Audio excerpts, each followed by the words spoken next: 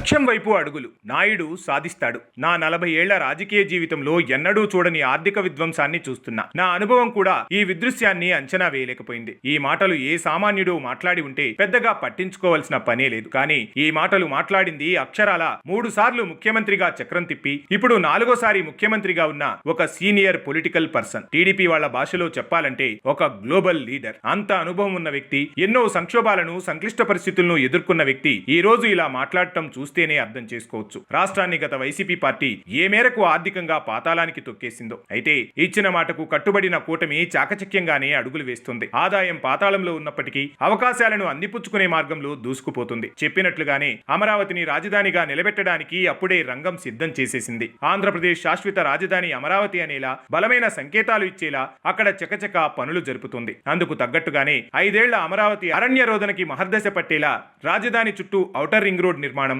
ప్రభుత్వ అధికారుల భవన నిర్మాణాలు, ఎమ్మెల్యే క్వార్టర్స్, రోడ్డు రవాణా వ్యవస్థ పునరుద్ధరీకరణ వంటి వాటిపై ప్రభుత్వం సీరియస్ గా దృష్టి సారించింది.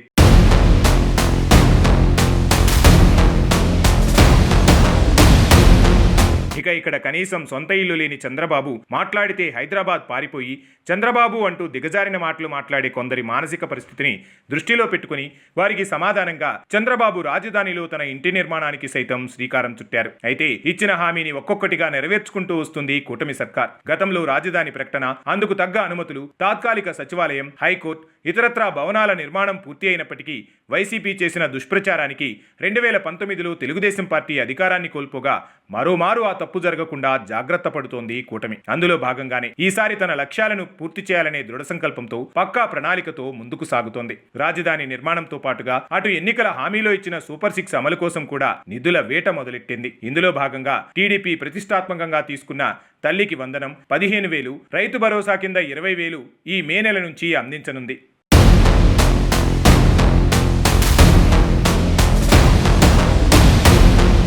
ఇక ఉచిత గ్యాస్ సిలిండర్ పథకాన్ని ఇప్పటికే అమల్లోకి తెచ్చిన కూటమి ప్రభుత్వం ఎటువంటి వాలంటీర్ల సహాయం లేకుండానే నెల మొదటి రోజునే పెన్షన్ 4,000 రూపాయలను లబ్ధిదారుల ఇంటికి వెళ్లి అందిస్తోంది. 2027 నాటికి పోలవరం పూర్తి చేయాలనే ఆలోచనతో ముందుకు కదులుతోంది. ఎంతగా ఆర్థిక పరిస్థితులు ఇబ్బంది పెడుతున్నా ఇచ్చిన మాట ప్రకారం జూన్ నెల నాటికి ఒక్కో మత్స్యకార కుటుంబానికి 20,000 రూపాయల చొప్పున ఆర్థిక సాయం అందించి డిఎస్సి ప్రక్రియ పూర్తి చేసి తీరుతామంటోంది కూటమి సర్కార్. అంతేకాకుండా గతంలో జగన్ లాగా అప్పులు తెచ్చి కేవలం పథకాలు ఇవ్వడం మాత్రమే కాకుండా ఆంధ్రాని ఆర్థికంగా నిలబెట్టడానికి, ఏపీని అభివృద్ధి పదంలో నడపడానికి ఉన్న ఏకైక మార్గం పెట్టుబడుల సమీకరణ అన్న లెక్కను కాస్త గట్టిగానే పట్టుకుని ఆ దిశగా అడుగులు వేస్తోంది. అలా పెట్టుబడులను ఆకర్షిస్తూ రాష్ట్రాన్ని పురోగతి దిశలో నడిపిస్తూ ఆంధ్రప్రదేశ్ ని పొరుగు రాష్ట్రాలకు పోటీగా నిలబెట్టడానికి నాయుడు తన 40 ఏళ్ల రాజకీయ అనుభవాన్ని, లోకేష్ తన రాజకీయ భవిష్యత్తును పెట్టుబడిగా పెట్టి పరిశ్రమల రాక కోసం అహర్నిశలు శ్రమిస్తున్నారు. ఒక్కటి మాత్రం నిజం, రాజకీయంగా నాయుడిని మనం ఎంత విమర్శించినా ఇలాంటి విషయాల్లో మాత్రం ఖచ్చితంగా మెచ్చుకొని తీరాల్సిందే.